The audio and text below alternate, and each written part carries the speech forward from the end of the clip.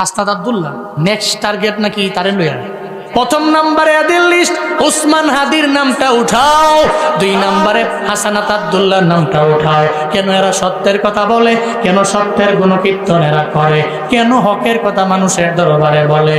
এক কথায় হকের কথা বললে জালেমের মাথা নষ্ট হয়, তখন এরা ভালো ভালো মানুষদের গুলির মাধ্যমে দুনিয়া থেকে বিদায় করে দেওয়ার পায়ে তারা করে, ঠিক কিনা? কিন্তু এদের ধারণাও নাই আল্লাহ তো আমার এমন মালিক,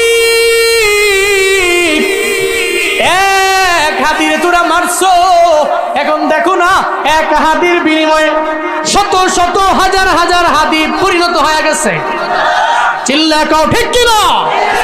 এরা এক হাতিরে মারছে, এক হাতিরে মাইরা এখন লক্ষ লক্ষ যুবকের অন্তরে হাতিরা বসবাস করতেছে। এরা একজনকে মারে, একজনকে দমায়, কিন্তু দমায় এত রাখতে পারে না, কারণ হকের কথা তো চাপা দিয়া থাকে না। এটা তো নূরুম মিন ইলাহি, এটা আল্লাহর পক্ষ থেকে আলো। এই আলো যে জ্বালিয়েছে উনি আল্লাহ, আর এই আলো নিভানোর মতো ক্ষমতা কারো নাই।